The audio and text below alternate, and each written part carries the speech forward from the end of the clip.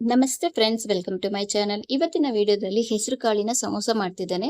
ತುಂಬಾ ಕ್ರಿಸ್ಪಿಯಾಗಿ ಟೇಸ್ಟಿಯಾಗಿತ್ತು. ಈಗ ಸಮ್ಮರ್ ಆಗಿರೋದ್ರಿಂದ ಮಕ್ಕಳು ಮನೇಲೇ ಇರ್ತಾರೆ, ಏನಾದರೂ ಟೇಸ್ಟಿಯಾಗಿ ತಿನ್ಬೇಕು ಅಂತ ಆಸೆ ಪಡ್ತಾರೆ. ಹಾಗಾಗಿ ನಾನಿವತ್ತು ಈ ರೀತಿ ತಿಂಡಿ ಮಾಡ್ತಿದ್ದೀನಿ. ಮೊದಲಿಗೆ ನಾನಿಲ್ಲಿ 1/4 ಕಪ್ಪಿನಷ್ಟು ಹೆಸರು ಕಾಳನ್ನ ತೊಳೆದು ಕುಕ್ಕರ್ಗೆ ಹಾಕೊಂಡಿದ್ದೇನೆ. ಇದರ ಜೊತೆ 2 ಆಲೂಗೆಡ್ಡೆಯನ್ನ ಕಟ್ ಮಾಡ್ಕೊಂಡು ಹಾಕೊಂಡಿದ್ದೇನೆ. 2 ಕಪ್ ಆಗೋಷ್ಟು ನೀರನ್ನ ಸೇರಿಸಿ ಸ್ವಲ್ಪ ಉಪ್ಪನ್ನ ಹಾಕೊಂಡು ಒಂದು 3 ಇಂದ 4 ವಿಷಲ್ ಕೂಗಿಸ್ಕೊಳ್ಬೇಕಾಗುತ್ತೆ. ಕಾಳು ಬೇಯೋಷ್ಟರಲ್ಲಿ ನಾನಿಲ್ಲಿ ಹಿಟ್ಟನ್ನ ಕಲಸಿ ರೆಡಿ ಮಾಡ್ಕೊಳ್ತಿದ್ದೀನಿ.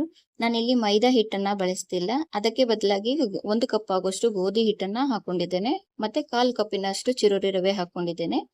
ಎಣ್ಣೆ ಮತ್ತೆ ಉಪ್ಪನ್ನ ಹಾಕಿದ್ಮೇಲೆ 2 ರಿಂದ 3 ನಿಮಿಷ ಹೀಗೆ ಚೆನ್ನಾಗಿ ಮಿಕ್ಸ್ ಮಾಡ್ಕೊಳ್ಬೇಕು. ಈ ರೀತಿ ಉಂಡೆ ಕಟ್ಟಿದಾಗ ಅದು ಹೋಲ್ಡ್ ಆಗ್ಬೇಕು.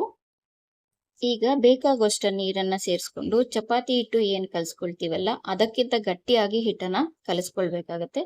ತುಂಬಾ ನೀರನ್ನ ಹಾಕಿ ತೆಳುವಾಗಿ ಕಲಸ್ಕೊಳ್ಬಾರ್ದು, ಆಗ ಸಮೋಸ ಅಷ್ಟು ಚೆನ್ನಾಗಿ ಬರುವುದಿಲ್ಲ.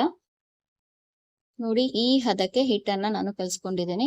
ಒಂದ್ 5 ರಿಂದ 6 ನಿಮಿಷ ಹಿಟ್ಟನ್ನ ಚೆನ್ನಾಗಿ ಹೀಗೆ ನಾದ್ಕೊಳ್ಬೇಕಾಗುತ್ತೆ. ಈಗ ಹಿಟ್ಟು ಒಣಗಬಾರ್ದು ಅಂತ 1 ಸ್ಪೂನ್ ಆಗೋಷ್ಟು ಎಣ್ಣೆಯನ್ನ ಸವರ್ಕೊಳ್ತಾ ಇದ್ದೇನೆ. ಒಂದು 20 ನಿಮಿಷ ಅದನ್ನ ಪಕ್ಕಕ್ಕೆ ಎತ್ತಿಟ್ಕೊಳ್ತಿದ್ದೀನಿ. ಈಗ ಸ್ಟವ್ ಮೇಲೆ ಒಂದು ಪ್ಯಾನ್ ಇಟ್ಟು 1 ಚಮಚದಷ್ಟು ಧನಿಯಾ, ಅರ್ಧ ಚಮಚದಷ್ಟು ಜೀರಿಗೆ, ಅರ್ಧ ಚಮಚದಷ್ಟು ಸೋಂಪು, ಹಾಗೆ 1/4 ಚಮಚದಷ್ಟು ಮೆಣಸು ಇದೆಲ್ಲನೂ ಹಾಕಿ ಕಡಿಮೆ ಉರಿಯಲ್ಲಿ 1 ನಿಮಿಷ ಚೆನ್ನಾಗಿ ಹುರ್ಕೋಬೇಕು. ಒಂದೊಳ್ಳೆ ಘಮ ಬರಬೇಕು, ಅಲ್ಲಿವರೆಗೂ ಇದನ್ನ ಚೆನ್ನಾಗಿ ಹುರ್ಕೊಳ್ಬೇಕು. ಈಗ ಒಲೆಯನ್ನ ಆರಿಸಿ ಇದು ತಣ್ಣಗಾಗಬೇಕು. ತಣ್ಣಗಾದ್ಮೇಲೆ ಒಂದು ಮಿಕ್ಸಿ ಜಾರ್ಗೆ ಸೇರಿಸಿ ಇದನ್ನ ತರಿಯಾಗಿ ಹೀಗೆ ಪುಡಿ ಮಾಡ್ಕೊಳ್ಬೇಕಾಗತ್ತೆ. ಇದನ್ನ ಪಕ್ಕಕ್ಕೆ ಎತ್ತಿಟ್ಕೊಳ್ತಿದ್ದೀನಿ. ಕಾಳು ತುಂಬಾ ಚೆನ್ನಾಗಿ ಬೆಂದಿದೆ, ಆಲೂಗೆಡ್ಡೆನೂ ಚೆನ್ನಾಗಿ ಬೆಂದಿದೆ. ಈಗ ಇದನ್ನ ಶೋಧಿಸ್ಕೊಳ್ಳೋಣ. ಕಾಳು ಶೋಧಿಸ್ಕೊಂಡ್ಮೇಲೆ ಈ ನೀರು ಏನಿರುತ್ತೆ ಅದನ್ನ ಚೆಲ್ಬೇಡಿ, ಸಾಂಬಾರಿಗೆ ಹಾಕೊಳ್ಬಹುದು, ಇಲ್ಲಾಂದ್ರೆ ಉಪ್ಸಾರು ಖಾರ ಇದ್ರೆ ಒಳ್ಳೆ ಊಟ ಮಾಡಬಹುದು. ಈಗ ಒಂದು ಪ್ಯಾನ್ ನಲ್ಲಿ 3 ಚಮಚ ಎಣ್ಣೆಯನ್ನ ಹಾಕೊಂಡಿದ್ದೇನೆ. ಎಣ್ಣೆ ಬಿಸಿ ಆದ್ಮೇಲೆ ನಾವು ಪುಡಿ ಮಾಡಿ ಇಟ್ಕೊಂಡಿದ್ದನ್ನ ಹಾಕೊಂಡಿದ್ದೇನೆ.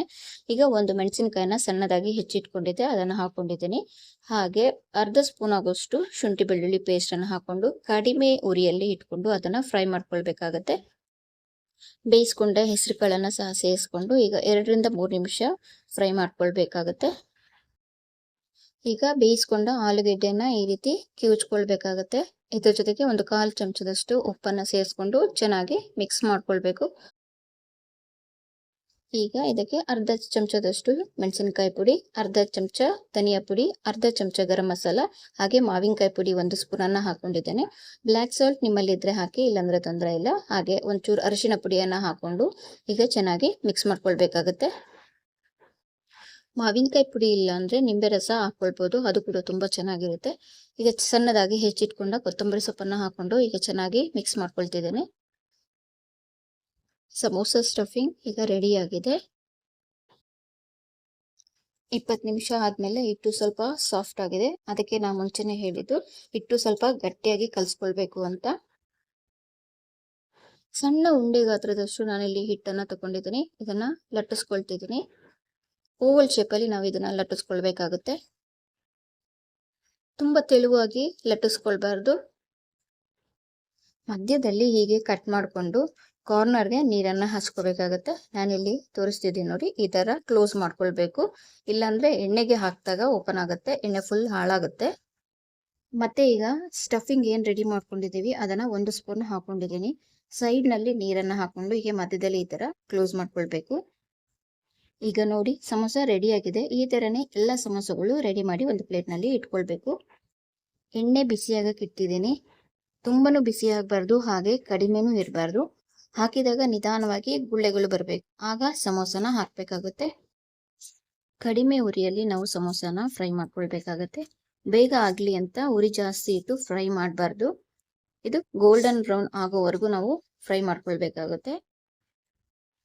ನೋಡಿ, ಕಲರ್ ಚೇಂಜ್ ಆಗಿದೆ. ಗರಿ ಗರಿಯಾದ ಹೆಸರು ಕಾಳಿನ ಸಮೋಸ ಈಗ ರೆಡಿ ಆಗಿದೆ. ಸಮೋಸ ತುಂಬಾನೇ ಚೆನ್ನಾಗಿತ್ತು. ನೀವು ಒಮ್ಮೆ ಟ್ರೈ ಮಾಡಿ ಹೇಗಿತ್ತು ಅಂತ ಕಮೆಂಟ್ ಮಾಡಿ ತಿಳಿಸಿ, ಹಾಗೆ ಲೈಕ್ ಮಾಡಿ. Thank you.